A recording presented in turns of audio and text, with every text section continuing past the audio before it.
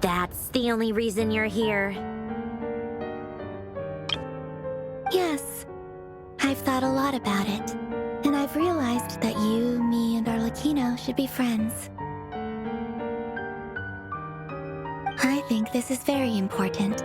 So I felt I had to come and tell you. Well, this is a new one.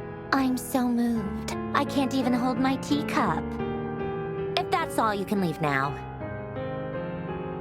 Do you not want to be friends with me? Or is it that you prefer being co-workers?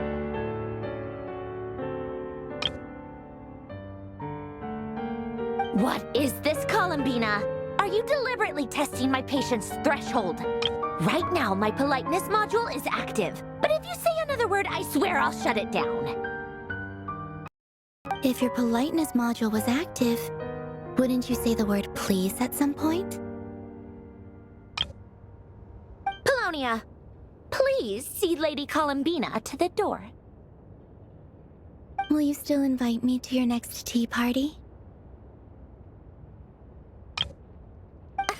What? Yes, I think you will. Bye-bye, dear Sandrone.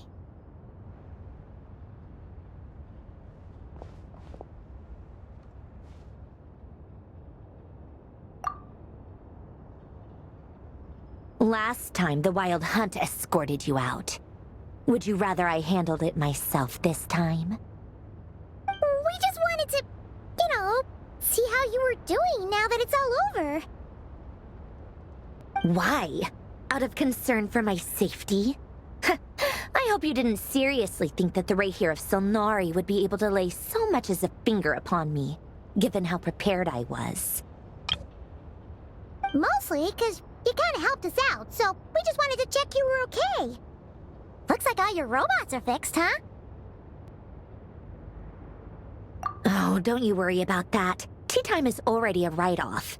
The visitor before you managed to kill my appetite. If you're in the mood for tea, go ahead and help yourself. Otherwise, it's going to waste. My coasters are still missing in action, though. Use this notebook instead. Whoa! Pretty hefty notebook. Look at all those calculations. You can ignore those. They're just dumb scribblings. I doodle and write in my free time. Sometimes I remember the distant dreamlike past. Sometimes I imagine the far-flung future. And other times, I grit my teeth and note down all the crazy nonsense going on in the present. Some people do the crosswords in the newspaper. This is my equivalent of that. Trying to predict the future is like daydreaming. And writing about the present just makes me furious. The past is my favorite. If nothing else, it's already set in stone, so I don't have to rack my brains trying to figure it all out. Huh.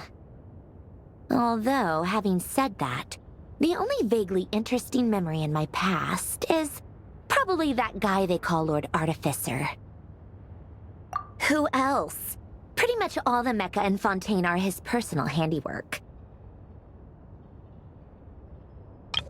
Wait, are you saying you know him? Like, personally? As a friend? I mean, I guess we were friendly enough. Yep. In fact, I'm probably the only normal person left who knew him at all. We used to chat occasionally back when he was still around.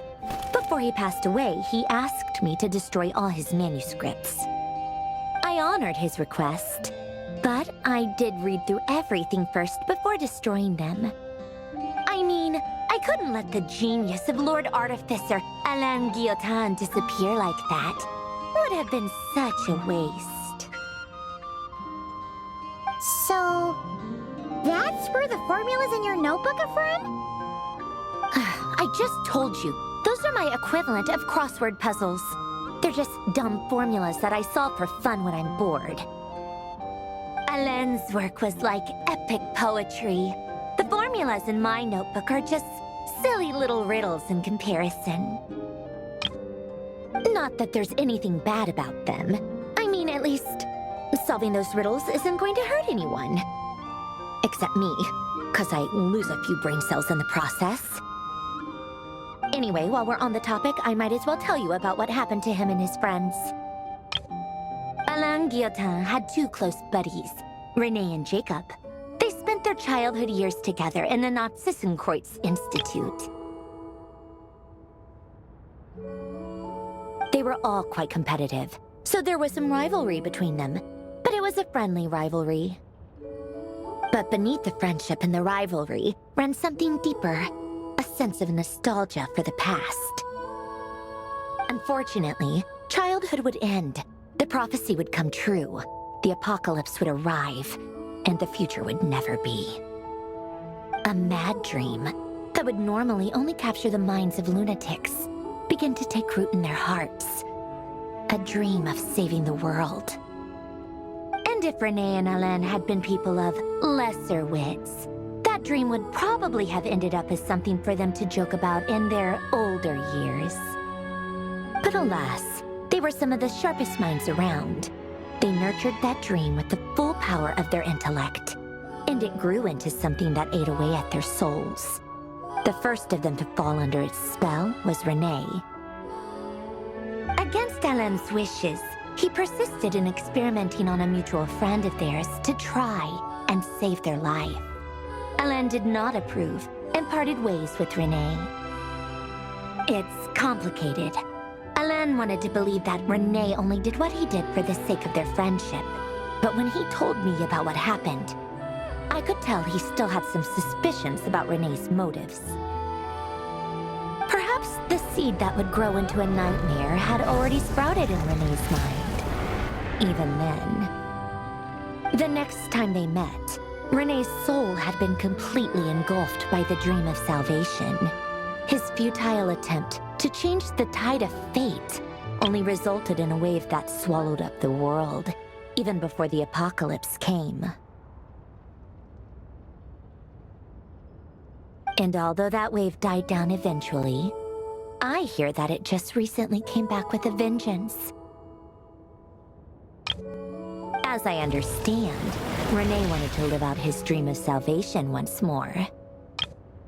But I'm told that the attempted resurgence finally died out for good. At long last, René awoke from his deluded dream.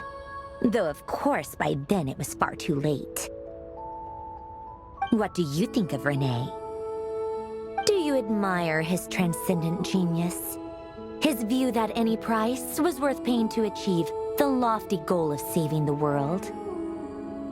Or do you despise him? Dismiss him as an evil madman who wrought havoc on the lives of everyone around him as he pursued his delusional dream? Same difference, really. Just a matter of perspective.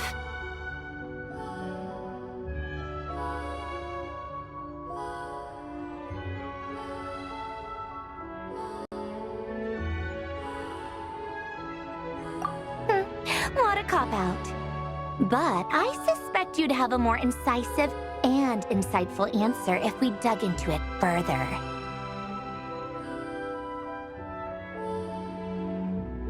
I don't like fanatics who give up their whole lives for their ideology. Nor do I like fools who let their delusions take control. Maybe I could understand if René had just been an ordinary person.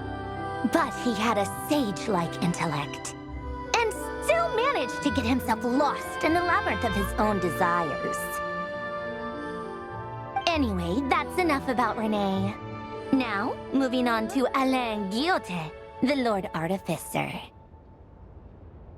He managed to put a stop to the first storm whipped up by René. But after that, Alain lost his friends and family.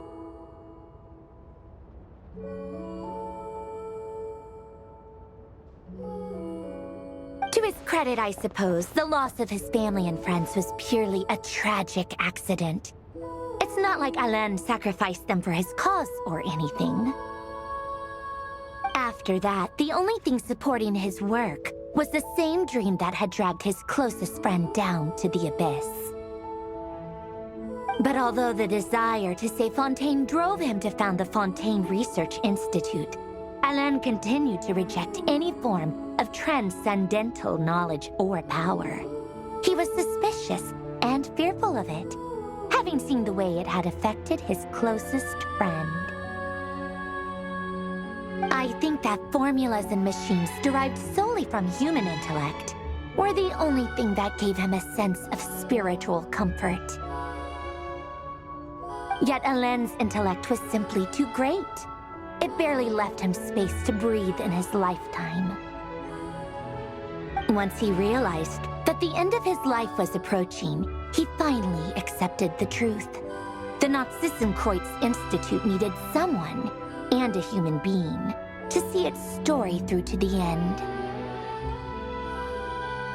He quit working on his formulas, trading them in for the fairy tales that had played such a formative role in his childhood, but which he barely touched in his adult life. He told me that the director of the Nazissenkreuz Institute used to read those fairy tales to the children as bedtime stories. Apparently, they worked wonders at sending kids off to sleep.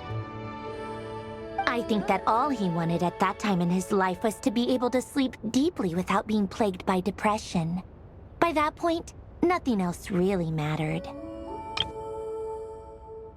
At the very end, he laid down to rest in the ruins of the former Nazissenkreuz Institute orphanage, while the Fontaine Research Institute he had founded continued tirelessly with its work. Many years after that, tensions over competing dreams would once again cause a rift, this time between members of the Fontaine Research Institute. But the actions of those fools had nothing at all to do with Alain. And that is the story of two people from the Nazissenkreuz Institute who both wanted to save the world. One went all in on his fantasy of salvation without ever looking back, and ended up calmly sinking to the bottom of the deepest sea. The other sought desperately to burn bright in his life, even though he wasn't sure where he was going. I do sometimes wonder, why is it that people like them have such grand hopes of saving the world? Even the grandest tree starts as a tiny seed. So perhaps, for each of them, their mission to save the world began with a very simple desire: to save themselves. They were young children with friends and family who mattered to them, desires to explore the meaning of life, ambitions to have a successful career. They didn't want to see all of that taken away in one fell swoop. Or maybe they just wanted to find something to anchor themselves within the chaos, to stop them getting quietly swept away by the storms of life. But instead, the search for their own salvation took them down the rocky road laid out by fate. Do you think the desire to save oneself is enough of a justification to try and save the world?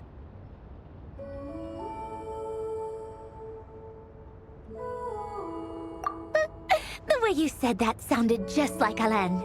I asked him the same question back when he was in his prime, putting all of his energy into his work. He gave the exact same answer as you did. No elaboration, just a quick short answer before getting right back to his work. He was always that way. All right, tea time's over. I owe Arlecchino a favor for telling me these stories. I'll have to bring a whole sack of gifts the next time I visit the House of the Hearth. I'm gonna go tinker with Polonia now. You guys can do whatever you want, as long as it doesn't involve interrupting me. Polonia, exit hibernation mode. Begin diagnostics.